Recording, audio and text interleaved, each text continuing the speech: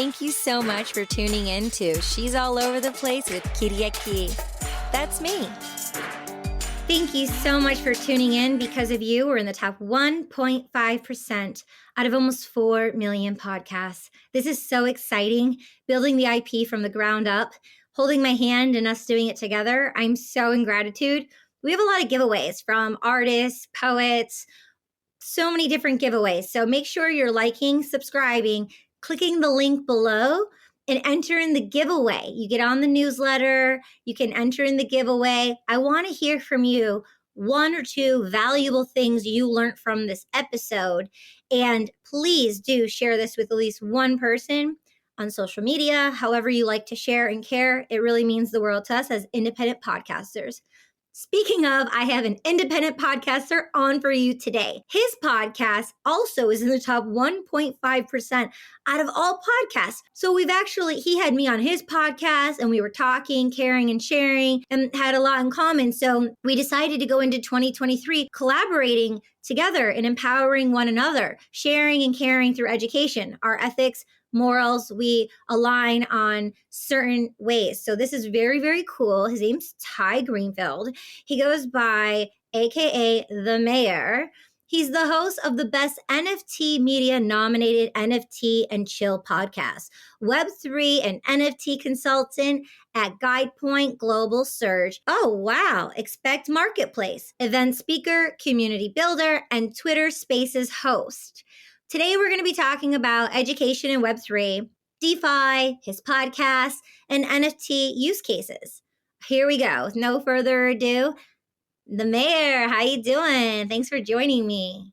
Yeah, I'm super stoked to be here. Thank you so much, Katie. Yeah. I'm excited to get into it for sure. Very cool. We'll have in the link below the link to Mayor's podcast with the episode featuring me, which was the first episode of the year, January 2023, and season 2. So that's such an honor. Let's just dive into podcast talk, right? You're definitely a culture kid, the vibe of Web3, of what's happening like before the world knows the alpha. How did you get into crypto NFT, and then when did you scale and pivot into podcasting? Because you had 1 season. So let's go through that process of how you perked up and heard about crypto, blockchain, NFTs, and then at which point did you decide, a podcast about NFTs would be chill? Yeah, absolutely. It's a great question. So how I got into NFTs and crypto and all that, I would say, just the decentralization, cryptocurrency, and what Vitalik Buterin did when he created Ethereum and why he did it, that really spoke to me.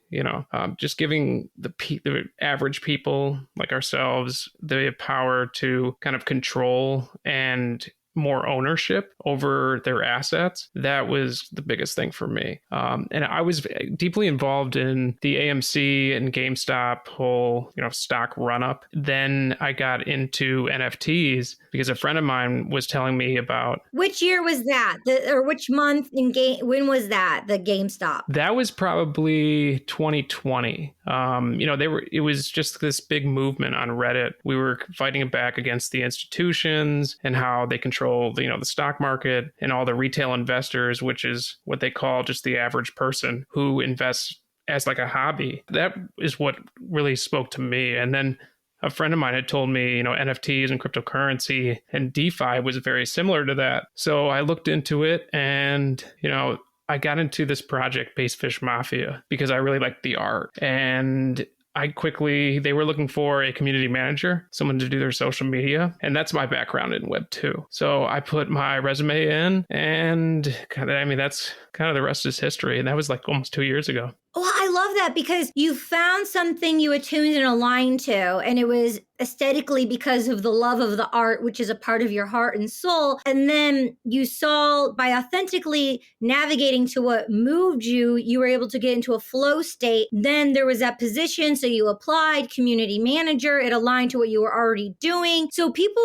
always wonder how do I get there? How do I do that? Those thin through lines, those very specific through lines and the attention to detail of the choices and our energy that people don't see, but our choices what you just identified really like was able to layer on top of one or another. So by that beginning, initially you were set up the caboose in the good way for education. So then you learn alpha and terminology community manager, and then they already had their infrastructure. And so they were able to gratefully educate you about the lingo of Web3, because that's the most important thing. Like when you're educating and getting involved, that you get involved with the good people, so you're well educated. But how do you know if it's the right language or not when the technology is so new and everyone is jumping ship? And then there's all the scams, pumps and dumps that gives it a bad name. But if you do what I did and what you did, right, and you get in with the good people, then you're able to launch in this direction. But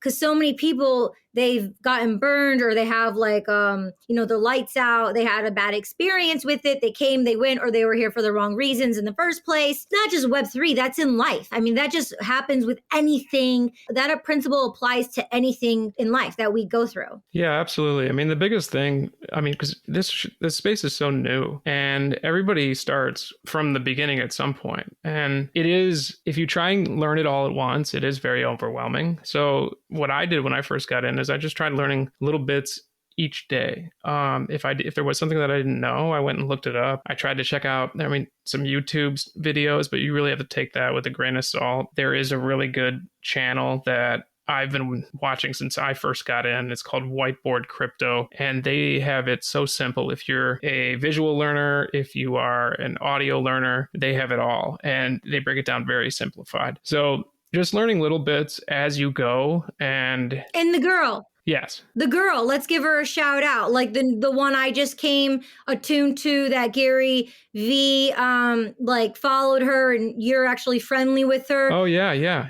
She's a female new YouTuber. She's doing good educational stuff. What's her name so we can share that with people? Absolutely. Girl in the Verse. She's doing a lot of cool stuff on TikTok. That's kind of her biggest platform, but yeah, for sure. She does a lot of like what's hot in Web3, what's hot in crypto and NFTs, and she breaks it all down in very short, simplified content. So there's a lot of good. Cool. You just have to figure out who is doing what for the right reasons, and supporting content creators, supporting individual people who are doing it by themselves. That's the biggest thing. Yeah. If you go off and you're supporting like these huge influencers, you're a dime a dozen in their community. They're not going to know who you are. They're not going to even acknowledge what you're doing. But if you're supporting, independent content creators, like myself, anybody who retweets some of my stuff or, shares the podcast, that means the world to me. So Web3 is definitely about supporting each other and community. Yeah, and it really helps move the needle forward with the ethical, good information to drown out that other stuff. So very important. So, okay, so you were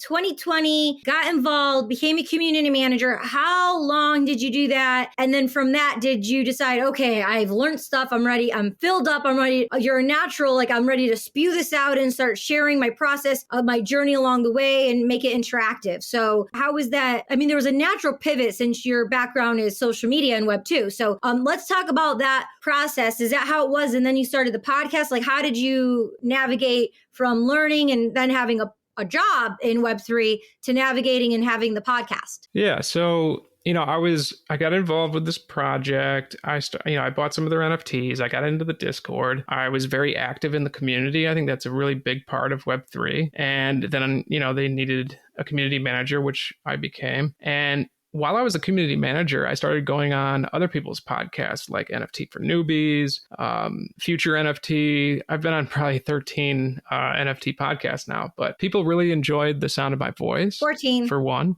Yeah, 14 now. People enjoyed the sound of my voice and the fact that I was knowledgeable and I knew what I was talking about. And the community told me I should start my own podcast, which, I didn't really ever think about. So I did that in 2021 in November is when NFT and Chill started. And at first it was just like, whatever, I'm going to put out some episodes and see what happens. And I got really, because I'm a first time podcaster, and, imposter syndrome definitely set in big time, especially in the beginning. Like I was like, I don't think anybody's listening.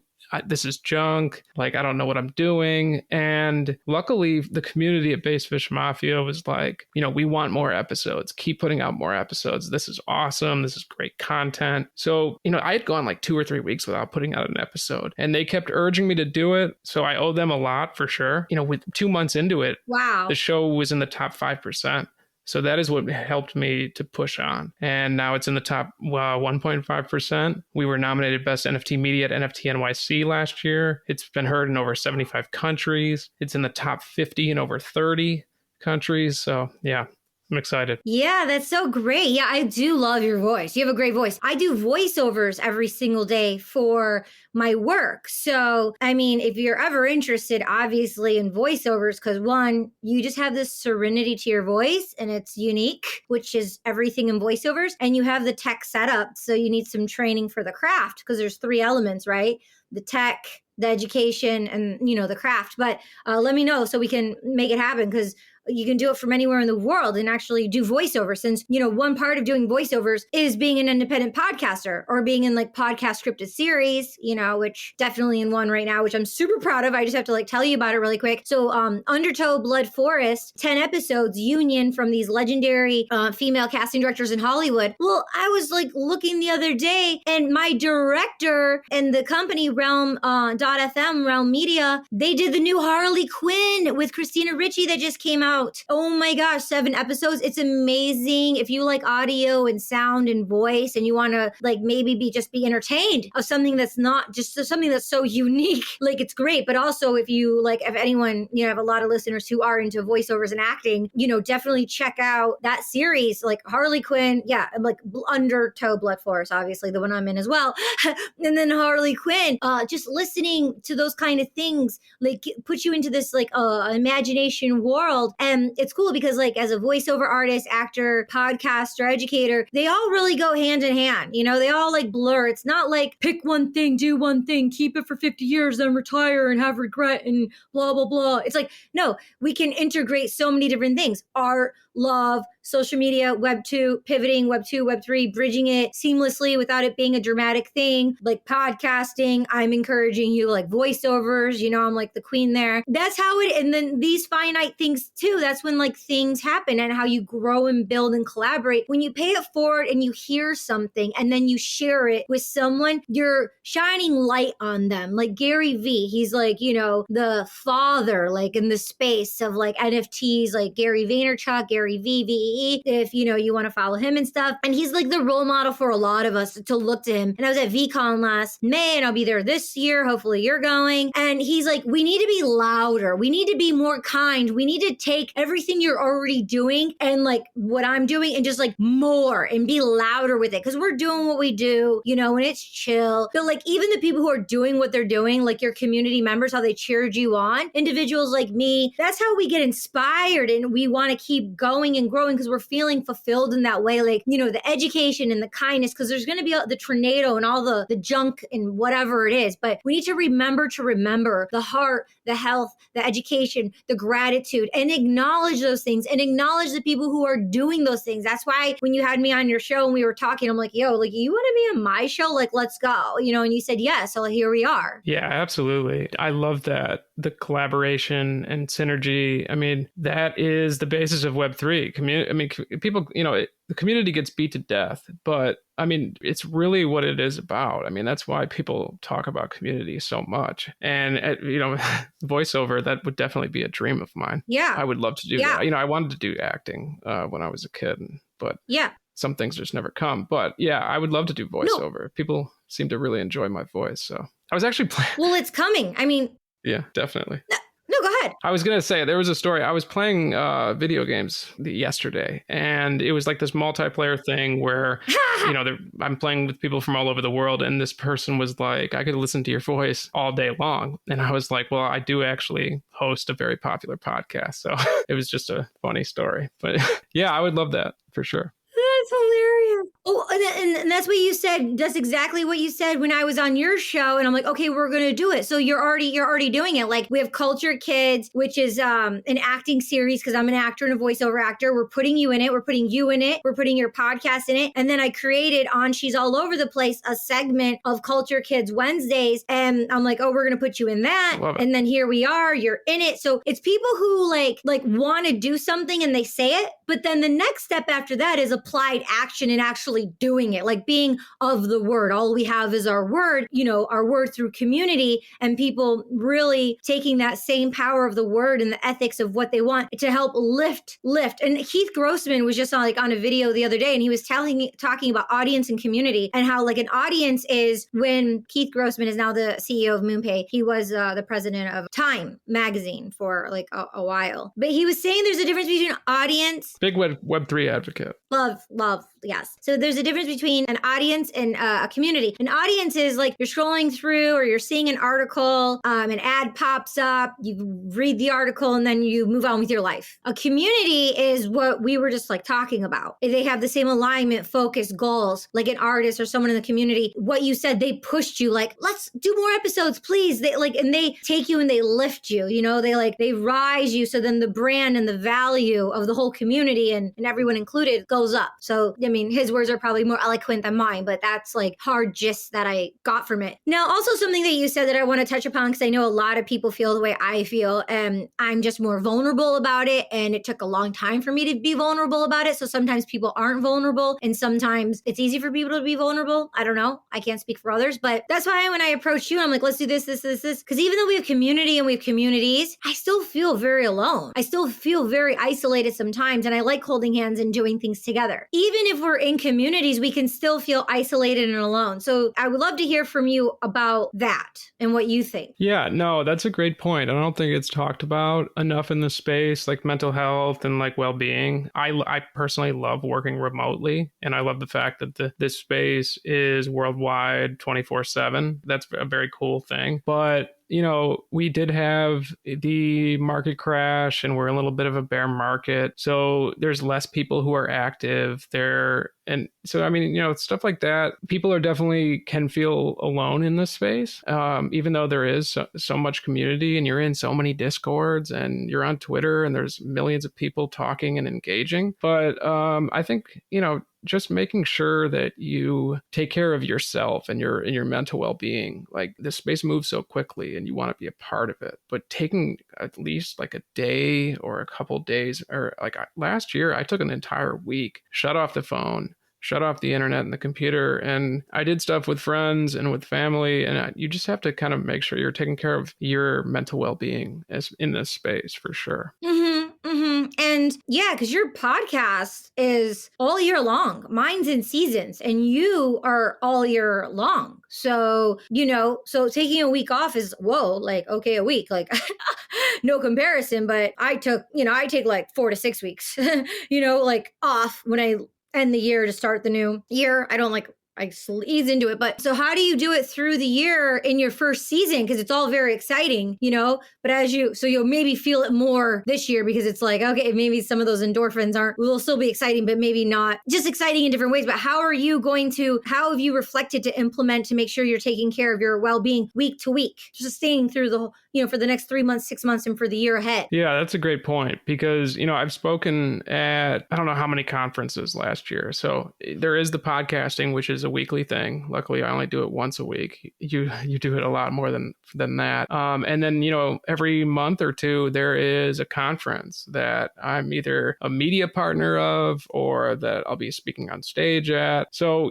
you just really have to be mindful and just put some time aside to take care of yourself. And last year, that's why I took an entire week off because, I was doing the community manager thing at Basefish Mafia, the NFT project. And I was also podcasting. I was doing consulting, and you just get so wrapped up in it. And I was just like on the brink of like burning out. And we drove to Savannah and just took a week. So you have to get to a point where you don't get to that point where you preemptively take an entire day to step away. Yeah. So I think it's important to have a personal life as well. You know what I mean? Like me, I'm a workaholic, so married to my career. That's how it was for like, a long time. Like I was married to my career. That was like my slogan, for like ever. But yeah, then it can get very lonely being such a workaholic and not actually having a personal life. So it's important to have that balance, And I think a lot of people listening can identify, especially the ones in America, because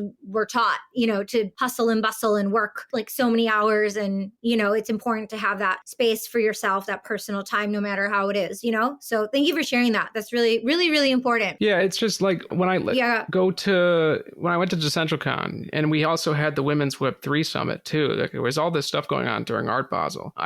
When I was going there, I was like, yeah, I'm going to hit this conference. I'm going to do my speaking engagements. And then I'm also going to do stuff for myself. Going to NFT NYC, like, I love New York City. I'm a huge fan of New York. I'm from New England. I am going to do a lot of things for myself when I get to NYC. I'm going to do what I need to do at NFT NYC, but I'm also going to set aside to hit up, some pizza and the things I love to do in New York, catch a Yankee game.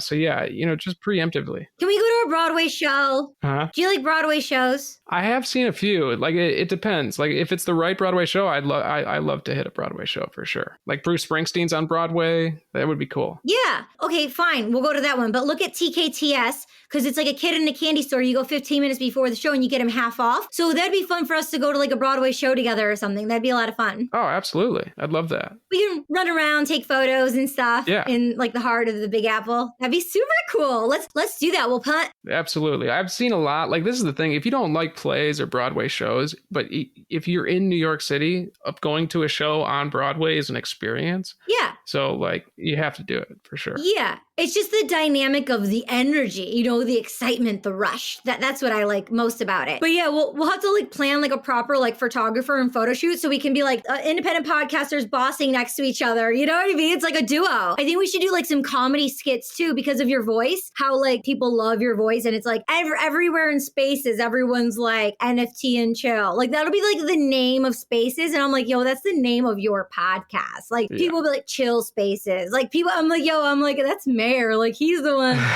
but it's a vibe. It's a culture. It's a vibe. And you are the heart of it and in it. And which also leads me to, I know I see you in his Spaces often. I don't know if you were there last night, but Leap. Yeah. LEAP.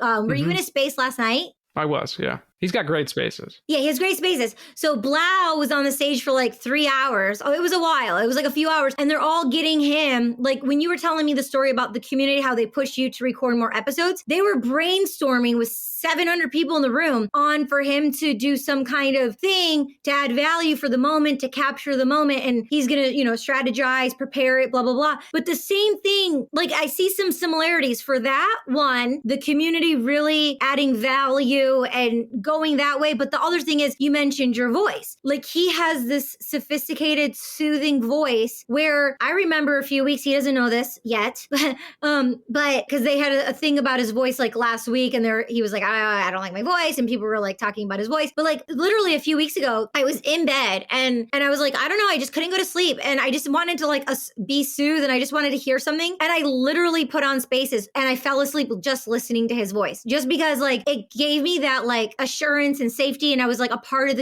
that's what community is. But there's this thing in voice where right? And people tell me, like I was just on with Metaverse Radio yesterday and I'm going to hook you up with them to have your podcast stream on Metaverse Radio. They own like all the patents for it or whatever, blah, blah, blah. It's massive. Metaverse Radio. It's metaverse.radio. Check it out. And I'm in the Metaverse, the first Metaverse Hall of Fame with my music, especially being a female musician. And they stream my music in Metaverse Radio nonstop. And I had a talk with, the creators yesterday for a while, and they want my podcast streaming in Metaverse Radio. So I'm going to do that with mine. And I'm like, yo, let's do the Women Empowerment series 4, the Women Empowerment series, because then like many people will hear the Women Empowerment series. It's work I've already done. You can repurpose the content. It can just be 24 hours streaming. I'll get that going. And then what I'll do with yours is have yours on like a different day or something. And it has its NFT and Chill has its own spot. So it'll be streaming streaming and Metaverse radio. And then our friends over at Near Protocol, my friend Jeff Gold, who created Near Hub, creates metaverses. So he made my Metaverse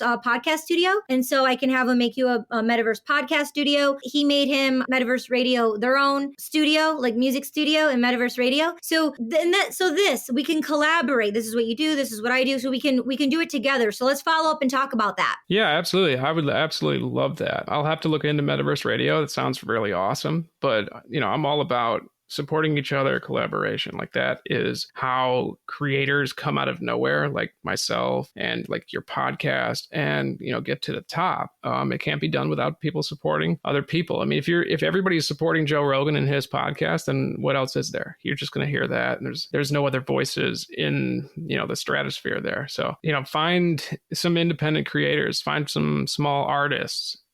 Find anybody who isn't like already at the top of the mountain and support them. I mean, that's what I'd like to do. I like to find, small artists. I've had a few people who've done the artwork for my podcast are smaller NFT artists. So that's the big thing. I mean, if everybody is already like huge celebrities and influencers, then this space is the same as Web 2. Web 3 is about how anybody can get into the space, no matter where you're from, no matter who you are, no matter your gender, your age, or any of that. And you can carve out a niche, and you can become, what the kid who did Weird Whales was 13 years old, and he's a millionaire now.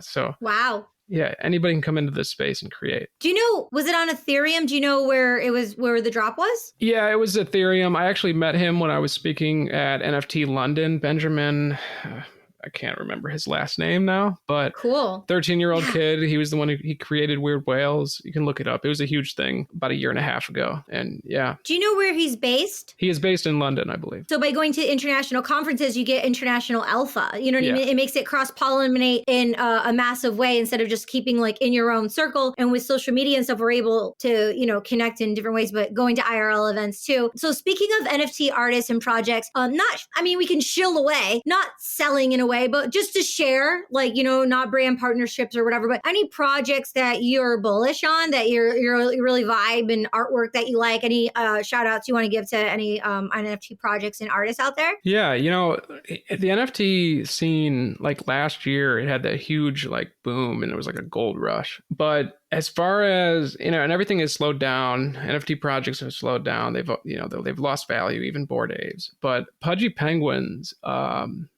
interviewed Luca, or the founder. It was kind of an interesting story. Like the community kind of took over the project, and they appointed, Luca as the president, CEO. And when we were at DecentralCon Austin, we were both on stage together, and he was laying out this plan for the project to make it profitable and to push it into the future. And, that project has gone up in value tremendously. They're doing like toys and action figures, all kinds of stuff with people's PFPs. That is a project that I respect in the space for sure. Basefish Mafia, of course. I mean, it's been around for 18 months. It's been active. That is a difficult thing to say for NFT project. It's one of the early ones. Wag Me Wines is another great one. And I love Surge. Surge Women is a great NFT project. I love what they're doing on education. I mean, there's so many. It's yeah. Like I try not to go for the big ones, the ones that people can't afford and are like exclusive. Just finding good projects that are where the founders are still active and still trying, for sure. Which ones are big ones that are like exclusive? Like which ones are those? Yeah, I mean, like the Bored Ape Yacht Clubs, the CryptoPunks, the Azukis. Trying to think of some more. When people, if you ask a person who's like not too into the space, but they know about Web3 and NFTs, there's, those 5 projects they'll be able to name. But other than that, it's tough. It's interesting you say that. And I ask because it's the first time I've heard anyone say that. It's the exact opposite. They're like salivating, like, ooh, I want that NFT. I want that NFT. So it's like, it's surprising to hear. VeeFriends would be another one. VeeFriends. Oh, I'm a total VeeFriends. I have series 2. Yeah, I have a great one, actually. I keep it a secret though, but I do. But do not forget, I have to tell you something like really important about VFriends. When we're done, just don't forget because I have something really cool for you. Okay. Yeah, I'll definitely remind you for sure. Don't forget. Okay, I won't. listen. So let's pivot and talk about DeFi. What's up with DeFi? Like, okay, so Stefan Rust is on the show. He's the former CEO of Bitcoin.com, and he explains DeFi. So that's like an awesome episode. I'll put it in the show notes if you want to hear more in depth about DeFi. But, for someone just listening and tuning into this episode, what is DeFi? Why did you get involved? How did you get involved? Like, what's the vibe in the alpha with DeFi? Yeah, so it's an interesting topic. Like I have always been a big proponent of decentralization and DeFi. Like I think if you look at what at least we have done in the United States and the global economy and our economy here, like look what happened in 2008. Our dollar, the inflation keeps growing and our dollar keeps getting less and less. So decentralization, I think, is the way to go. So when you talk about DeFi, like look at what happened this past year with centralized exchanges like Voyager Celsius and FTX. I mean, everybody knows what's going on with FTX. So that is what a centralized exchange is. It is an exchange that still has a lot of its foot in the Web 2 world as far as banking and finances go. Now, DeFi is where, like Uniswap, 1inch, Curve, like those exchanges to where you don't have to lock your money up in an exchange. And there's not a ton of fine print that you have to make sure you know what it is because, people on Voyager, all their stuff got locked. All their assets are still locked up to this day, 8 months later. And there's all this stuff going on in court. FTX is the same way. The customers' funds were being used to, for loans, and they were being leveraged. And when loans defaulted, customers are the one that took the brunt. So that's why I believe in DeFi. If you have a wallet, like a hardware wallet, or like a Zengo wallet, which is my personal favorite, you can buy Ethereum, Bitcoin on Uniswap and then keep it in your own wallet. You don't have to keep it on an exchange. So, I mean, that is kind of just the basis of DeFi. Very cool. Yeah, thanks for sharing. I definitely want to explore more. It's just by the way, I didn't say it, I don't think at the beginning of the episode. This is not or ever financial advice. It's just caring and sharing with information we've learned and tried out along the way or interested to, find out. So again, this is not financial advice. Do your own research, listening, asking questions. So someone might hear Voyager and then go look it up and then read about it. So yeah, very cool. Very cool. Any other thoughts on So just basically real quick, because you gave the little disclaimer. Yeah. If you are gonna keep your money on an exchange, make sure you know what the fine print is, the terms of service. Make sure you know what you're getting yourself into so that you know the risk. Coinbase is a huge company. I don't want to say that it's too big to fail because like we've seen with FTX and even banks on Wall Street, nothing is too big to fail. So, well, Gary V backs Coinbase as well. Yeah, Coinbase is a good exchange. They have enough, in their treasure chest where they can withstand for a few years if an issue comes in. But that being aside, I still diversify your portfolio and keep things off chain, keep things off exchanges for the big thing. Yeah. That's kind of my just words to the wise. Yeah. Love all that. Seed planted, note taken. With that being said, since you mentioned some of the things, securities that you just mentioned, I would like to say that, I do have a seed phrase and I'm going to share that with you now. So get your pen and paper ready. Kidding. That's the number one thing you don't do. You never, ever, ever give anyone one word, your seed phrase, ever. You have a seed phrase and then you have a password. It's like having a bank account. You would never give anyone your bank account, right? You have a bank account, you have a checking and a savings. You have a savings where it's locked. You have a checking where it's functional, things go in and out, and you might give your, a wired bank information carefully to wire funds or something like that. But you have your seed phrase, so you never give out your seed phrase ever. And then you can have multiple wallets with that seed phrase. And so like I have multiple wallets and I diversify, like you mentioned, my portfolio. But with all the, with the wallet hygiene, with everything that's happening in the space right now, it's been close to home so many times. Like I heard about things and it was like a short distance or like even a little bit of a medium distance. Now there's been personal friends who I've known since day one, since being in the space. I've been in the space since 2018. Some wonderful people, like unfortunately, Kevin Rose, who has the Proof Collective. He has a huge podcast.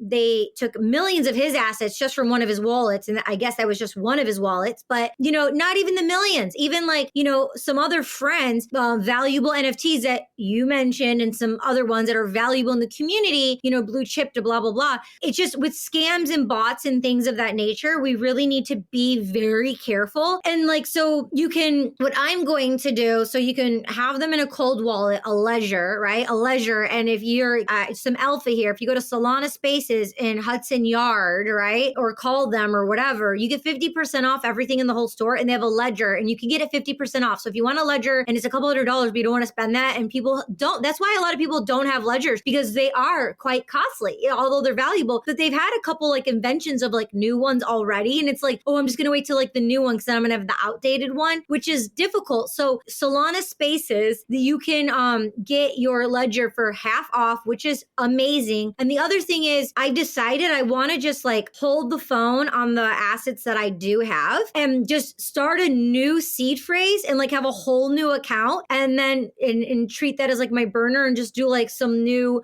purchases from that just because my portfolio's growing nicely and there's sentimental value because you associate those NFTs not with just a JPEG, the utility, the friendships, the events you go to, the communities that you're a part of. And what happens is my friend, it's devastating. She had 45 valuable NFTs stolen from her just like less than a week ago. She's been in bed for 4 days crying because you associate going on stages and teaching meditation and you associate with all the work that you've put into Web3, your work, your community, who you are, your friendships, you attach it to those NFTs. But I had to like remind her, like, you still have your communities. You still have all the work you've done, everything you've put in, although, those were scammed and taken away. Hopefully we can help her in the community recover some of those. But we attach so much to that thing, it becomes very detrimental. Life, it's like all or nothing, fight or flight, up and down. So we have to remember about community, how it's important. And like when you have some things that are valuable, not to like put them all in one thing and like nothing's ever 100%. So that's my rant about everything I just said. I would love to hear, I hope I like fueled you up because I would just love to hear like all the stuff you've learned and all of the thoughts that you have about, wallet hygiene and safety and things of that nature. Yeah, absolutely. I mean, this is the biggest thing. For the most part, I would say 90 whatever percent of the ways that people get scammed is from FOMO, moving too quickly in the space. So I've found, this is why it's NFT and chill. I try not to prescribe to FOMO. If you see a tweet like last week, Porsche had their NFT drop and there were so many accounts that looked exactly like the main account. And they were saying, the NFT drop isn't going well, so we're listening to our community and the drop is free now. And they had a website that looked exactly like Porsche's website. And they also had like a counter saying how many NFTs were getting supposedly given for free. A lot of people lost all their money, all their crypto from that scam. And it's because they were moving too quickly. They saw this thing that was too good to be true. They had a fear of missing out on it and they hooked up their wallet to it. And that's how people get scammed. If something seems too good to be true, like Bored Apes they don't have a new collection coming out and it's not free. And just try not to have that fear of missing out to the point where you are going to put your assets and everything you have at risk because of that. Patience is a virtue in this space. Look at what happened with Ethereum. When it got down to 800 over the summer, I bought a ton of it for one. And, it's about patience. If you believe in, what you're buying, you shouldn't let your emotions and the ups and downs of the daily tracker dictate that. I believe in Ethereum. This is not financial advice. I believe it'll get to 10,000 one day. So I'm going to be patient with, what I'm doing with it. So that's my biggest thing about safety. Try not to move too quickly in this space. Double check your links. Yeah. Ask questions. and make sure that what you're connecting to is actually the official stuff. And there's ways to do that by asking questions and double checking your links. Yeah, and nothing's 100%. Nothing is 100%. Like I know there's the Google Chrome wallet guard that I downloaded, and then there's a search bar. So you actually copy and paste the link and you put it in there and it shows red or green to show you if it's real or not. I downloaded it. I had no idea my MetaMask, my wallet, one of my wallets wasn't up to date. So I did one click from Wallet Guard and it walked me through how I could just update my wallet. And that was cool because I was purchasing like 5 to 7 NFTs and all of a sudden I would get this text and the same thing. And I was like, what is this? And then I found out shortly after it was because my MetaMask wasn't updated. And that's why I was getting that message. But you don't know if you don't know. So, but even when you do something like a Wallet Guard or something, there's revoke.cash. So like I knew about it from a year ago from our friend Ollie Sabet.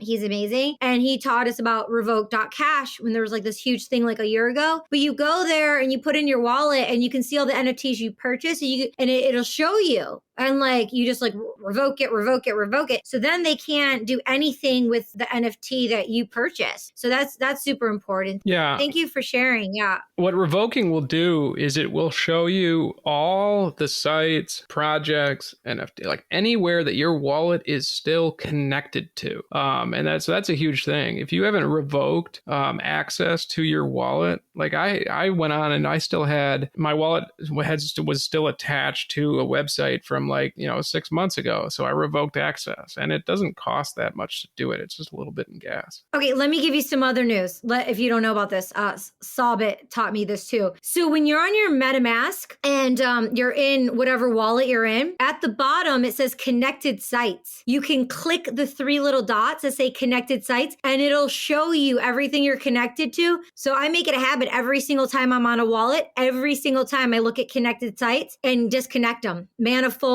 anyone. I always disconnect it immediately. So yeah. Yeah, that's definitely. When I first did it, I was connected to like 14 freaking things and no clue. And then even with how hyper aware I am now, I'll be like looking at something and I'll look at it and there'll be like 2 or 3 I'm connected to. I'm like, oh, I thought I dismantled these. Like, so it's like, you have to just make sure. That's why I'm saying with like what I said with what I have going on now, I think I'm just going to like start a new C phrase and do like a whole new thing and just let that sit for a while, go into a vault. Yeah. I definitely, as a social media person with you, I'm going, looking, and yeah, I got that Porsche thing. And they attach me with a bunch of other people, but I know, like you know and I know, but most people don't know. So what I do is I go to the top right and I say block. So it takes me off of it. So in case they attach me and they see any of my friends thinking like I'm attached to something and so they don't get FOMO, I'll block it. So it takes me off that tweet. And so none of my friends or followers can see that because they're trying to make me a part of their scam and they're trying to make you a part of their scam too. It's really important to block that when you see it, not just ignore it, but actually block it so it's not there. That's being a healthy communicator and one action at a time. Yeah, 100%. Trying to take care of people and making sure that people are safe in the space and have the education and the tools to be safe is everybody's responsibility, especially like companies, brands, and projects who are coming into this space to make money. They should definitely have a responsibility to educate and give people the tools to be safe, in my opinion. I agree. I love that. I think there should be like a new layer and foundation of when projects come in, there's the educational aspect that's focused on. I think that's really smart. Love that. So as we're like wrapping in here, gearing up, any last words of wisdom and maybe stories that you want to share? I mean, honestly, like I love your energy in the space and the fact that, we kind of grew up in the same area in Michigan and just I've definitely watched a lot of the series and movies you've been in. So it was very cool to get an email from, your team and saying they wanted to come on the show. I was like, oh, awesome. And, you're just a very down to earth person. And I really appreciate the fact that we're kind of on the both same wavelength with like community and supporting each other and just kind of coming up, getting everybody up in the space. I think that's awesome. And, women empowerment, that's a big deal for me, is just bringing as many people into Web3 as we can, creating awareness. And just the fact that you're all about that as well. So anybody who's listening right now, if you haven't left Katie a review on her podcast on Spotify or on Apple, please go out and do that. That helps independent podcasters immensely, and make sure you're subscribed as well. Definitely. I appreciate you. And after this airs, we'd love to have you back on the season and just like talk culture kid stuff, the culture of what's happening in Web3. Like we are the culture for the culture. So if you're up for it, we'll make it happen. Yeah, absolutely. I'm always up for this and the culture of Web3. And I can't wait for Culture Kids itself. I'm very stoked for that and just everything moving forward. NFT NYC, you're in New York right now, right? Yeah. Oh, just quick. I will be there in April for NFT NYC. Well, I'll see you then. And hopefully by then, I think that actually will be a good time to do a screening. We'll do a screening of Culture Kids. We're shaving off a minute and a half of it. I think we just got a media partner today. We're going to get some more like Web3 media partners because it's going to be an international film festivals, which is really cool. And then we're definitely going to shoot a Culture Kids New York City edition. So we're going to have you in Culture Kids, the next one. And maybe we just grab footage of doing what we do during NFT NYC. And maybe that will be some content we use for Culture Kids we see. I mean, literally, like, the team. We work effectively, efficiently with high quality. So it'll be seamless. Yeah, I would love that. I think that would be really cool. Like running around the streets of New York. Like that would be huge. Yeah. So hopefully you didn't get your ticket yet and just extend it for an extra 2 days so we can have just like a day or two to like shoot and stuff. Like that'll be a part of like running around grabbing pizza, going to see a show. Yeah, absolutely. I'm in for sure. That sounds very cool. We'll incorporate that into the show. Well, this is the show. This is it. I mean, you'll meet Ari because he's the creative strategic advisor in Web3 with the storyline. So we'll have a follow-up call with him, let him know the alpha. He'll be here. And he actually wants to be in it. He wants to be in the next episode. Yeah, he saw it and he's like, I want to be in it. I'm like, you're in it. Of course, you're in it. You are the culture. This is it. This is Culture Kids. So yeah, 1000. Cool. Yeah, I love that. That sounds very cool. Cool. I'm excited. I'm excited for the year ahead. I know, we had a rocky end of 2021, too. And now 2023. I'm always optimistic though. I'm a positive person. So yeah, I'm just going to plug NFT and Chill real quick. If anybody wants to check out my podcast, NFT and Chill, it's a vibe. We'd love to have you. Supporting independent podcasters is important. Yeah, we'll have your links in the show notes below, but you want to just verbally let people know how they can find you on TikTok, Twitter, social, Instagram, LinkedIn. Even you're really good on the LinkedIn too. The wide net as like a social media person. I'm everywhere, so you can find either me or NFT and Chill on Twitter, LinkedIn, Pinterest, Tumblr, Logcast, TikTok. We're everywhere. Instagram, Facebook, and it's just NFT and Chill. So you'll find it. Very cool. That will be in the show notes. Mayor, thank you so much for joining me on She's All Over the Place podcast. Like Mayor said, if you're not subscribing, please do share this with one person. Definitely check out his podcast, NFT and Chill. It'll be in the show notes below. And thumbs up, rock and roll for the culture. We'll see you next time. Thank you so much for joining us. We'll see you next time. Kiriaki, over and out.